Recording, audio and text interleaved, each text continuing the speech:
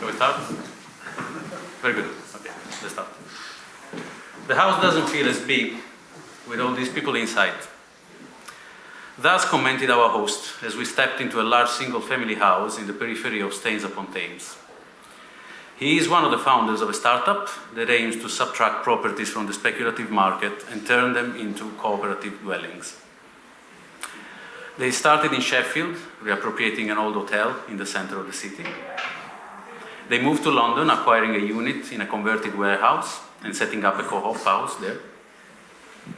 Other properties are in the radar. Of these, the house in Staines is quite unique, and this uniqueness becomes clear as we visit it, guided by one of the original dwellers. He is the son of a couple who purchased the house in the early 1980s. One of the original dwellers. He's the son of a couple who purchased the house in the early 1980s and from then embarked in a lifetime project of renovation, expansion and modification. Because if there is one example of a project that doesn't and cannot finish, then that is the house. The ideal realm where adaptation is constantly happening, and the house is a masterpiece of a personalization that fits the desires and idiosyncrasies of a family, which remain embedded as traces. Every hinge has been modified, appropriated, directly rebuilt by its residents. So much so that you cannot not feel a sense of guilt at the idea of dismantling its carefully tailored cabinetry to make space for a new group of residents. Sure, they could just move in and live in the house as is, just like in any house for multiple occupation. Each new resident, our host envisages 7 of them, not a family in the biological sense, but strangers to one another. Each new resident, I was saying, could get one of the bedrooms with its doors and locks and share the communal areas. They could move between the privacy of the room and the commonality of the kitchen or the living room, as in any shared house, really. But a cooperative house might be something different. It might offer hybrid situations located between the fully intimate and the fully communal. And wouldn't it be great if this could be done by reshuffling as much as possible what is already there and reusing it? With this in mind, we embarked on a journey through a reimagined house. Here we present it as we developed it. A project developed by 13 people. We split the house in 4, quite harshly. We worked together, yet separately. And now, for the first time, we only had 5 days, and we haven't really rehearsed. We are putting the 4 fragments together. 4 new dwellers will take us inside the reimagined house. As I was walking towards the entrance, I suspected someone could be inside the house because of the faint music coming from upstairs and the slight opening in the garage door. As I push the front door open across the hall, I see someone cooking in the kitchen. Habitually, I place my shoes in the cabinet on the right-hand side and my coat on the rack. I had a long day at work and didn't feel like engaging in conversations with the others. Some are sitting in the living room, others have retreated into their rooms. It seems like I'm the last one to get home. From the main room, I can see all the way into the garden. It feels like people are scurrying everywhere, relentlessly moving through the rooms, between kitchen, library, main room, and veranda. I see through the glass at the back of the house that the sun is just about to set. The window is an extension to the original house, opening up a wall which oddly blocked the entrance to the garden. Now, the window is like patchwork, a collage of frames, glass and timber, which had been displaced from the original location. Somewhat unwillingly, I stopped for a brief conversation, the usual "how are you" and how's your day been?" promptly rushing through my kitchen cabinet and heading towards the library. The door's closed. Usually at this time, no one would be using it. I was wary to knock and squeeze through the small library, peeking my head to check if the table was empty. The lights were off. It seemed as if no one had been there. The books I had looked at yesterday still sat neatly at the edge of the table. The room is small and warm, surrounded on all sides by communal spaces. The original wall of the existing house, sits in between me and the dining room, enclosing me within a maze of small confined spaces. The room was quiet. The last glimpse of sunlight came through the curtains, emphasizing the old timber which lined the walls. I could hear the others eating and conversing between the main room and the workshop. The room in which I sleep sits on the opposite side of this wall, in the workshop. It used to be the previous tenant's garage. Its wall sits bare, the brick exposed in part. During the winter, it's especially cold. We either populate the space in a group or it sits vacant for endless weeks. My room is entirely isolated. I believed it was simply placed there as a module, fully insulated.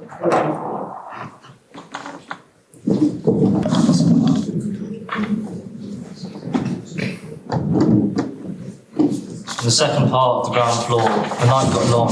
After chatting and drinking in the reception room, and Asher got tired. Of course, he was too old to stay awake for this long. As I whispered, "Are you tired?" he asked me to bring me to my bedroom. And so I dragged his wheelchair out of the communal room with a long wide door that was carefully folded.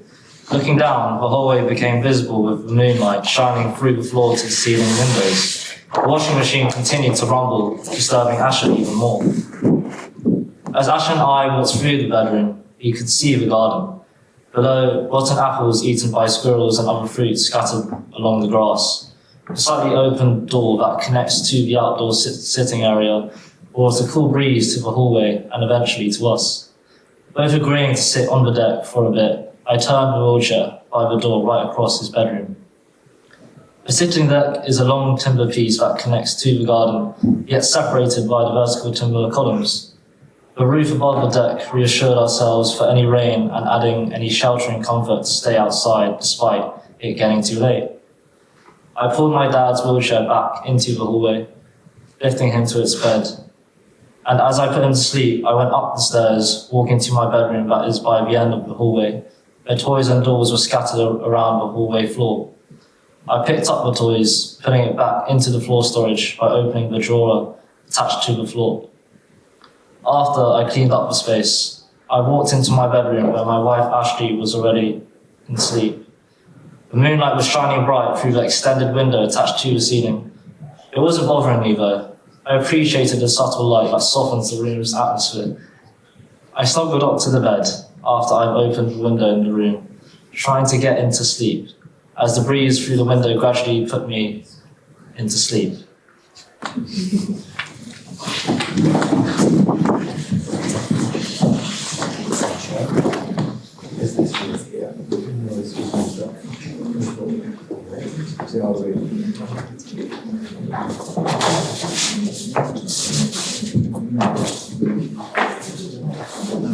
Time's changed.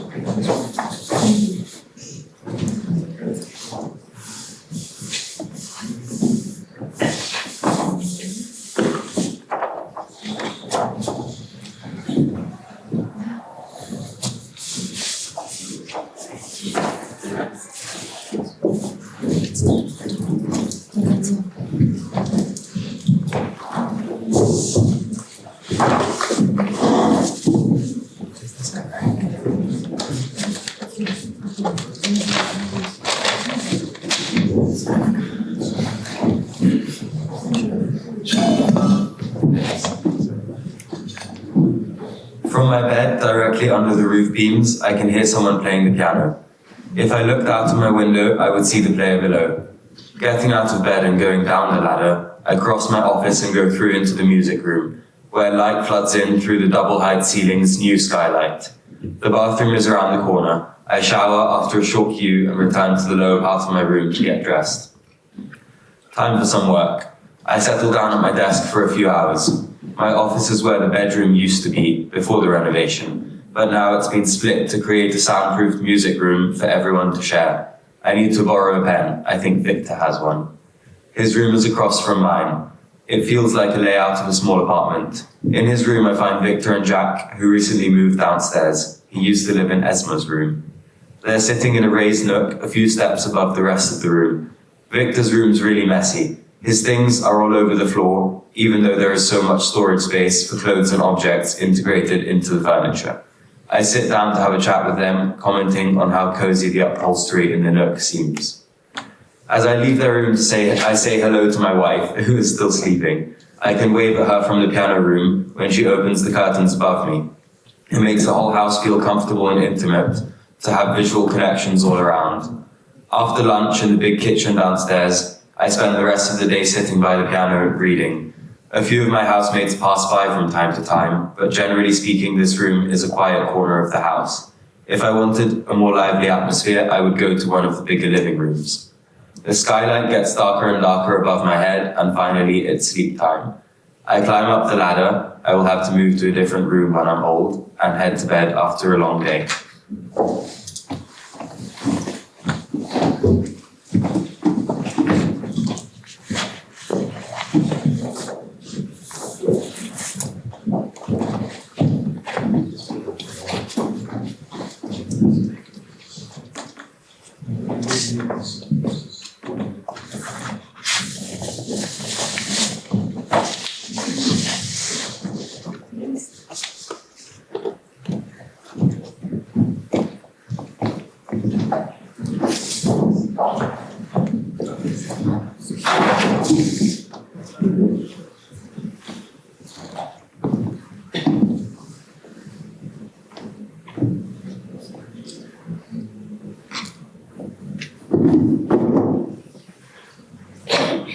Esma and VC are neighbors and bathroom shares in the new Rose Co-op in Staines upon Thames. The time is 2 a.m. on a Monday.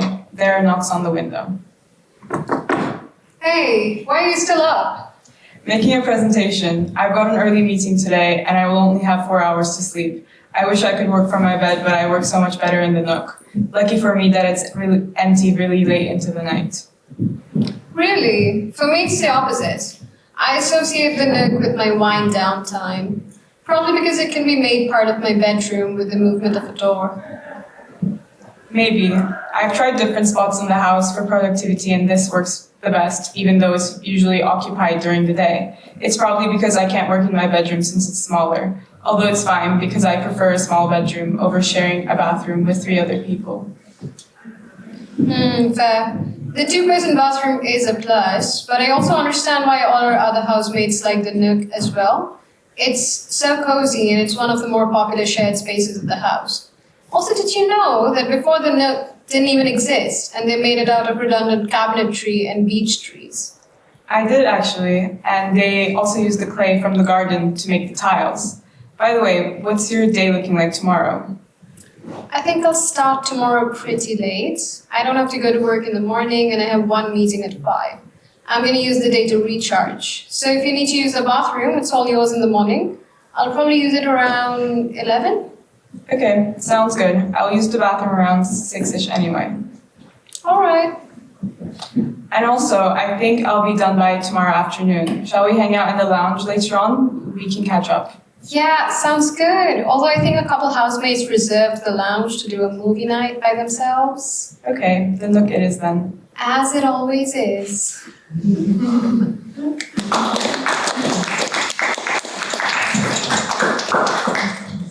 Thank you. Maybe you'll all go there? I have 1 or 2 observations and then a couple of questions for you. So, first of all, I think it's an exploration of collaborative design you've done really, really well in a short space of time.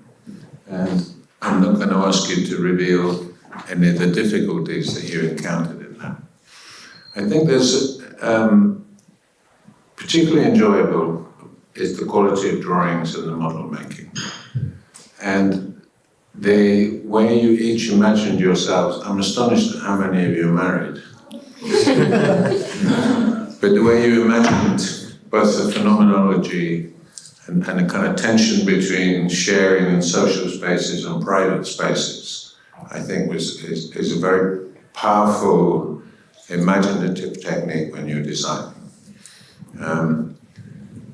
One half of you've done, I think, is the architecture is what we do with other people. But mostly it's what we do with architecture is for other people. So I'm kind of curious and ask the question for you, how will you take the kind of processes that you've enjoyed success with in this week, how will you take them forward? Does any of you like to comment on that? If you use the microphone. What do you take from this week into your future work?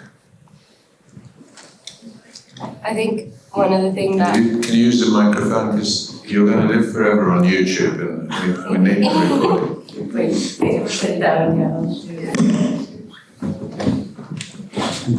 Sorry. I think one of the things that was, I wouldn't say stress at the beginning, but was quite important for us to understand at the beginning was not to kind of categorize or classify the type of inhabitants that lived in this house. So we knew it was 7 people, but we also in a way knew that we couldn't say that person was female or male or was a student or an adult, whatever. And so that let us kind of, create these spaces that were catered for someone, but at the same time not hyper-specific, which was helpful in a way, especially when working with communal spaces and more private spaces, I'd say. But I think that's a good and important observation. That when you talked, I think, in the little introduction about the reshuffling of things, more as a significant attitude in architecture about reuse. And this, in a way, is the opposite of the modernist ideology, where every space is exactly matched to some element of program. And in a curious way, the more generic the space is, the more they're capable of re-inhabitation in different configurations. That's also true, and I don't know if it's part of your future obligation and exploration about materials. So I think it's a very interesting piece of work, and it's very accomplished. I love the drawings and the models. But maybe now is the moment for you, for the weekend, to think through what it is that was important for you in it, and how you might reposition your own work in consequence of that. I don't know if you wanted to add in. No, I think no. I don't have much to add. I think it's the right point. It's a moment in our brief that is a brief within the brief. So it's supposed to be quite self-contained, but at the same time to let them think in terms of like a circular economy by using the house as a piece of circular economy that then they have to take on board by themselves as they want after that. And one other thing that I would ask you to think about and reflect on, it's very difficult to know what the social habits will be in the future, and particularly if we're trying to look forward into an era of very severe climate change. But one thing, if you could pursue that, or some of you, about collaborative living and the ability to reconfigure the way people live. And that needs a lot of imagination, but if you can keep the level of specificity that you have now is good. And the narrative too is very powerful. But maybe in the future there's a change from a personal narrative to a narrative about a group of people or a particular way of being, let's say. Good? Okay, thank you, and thank you for a really good presentation. Thank you.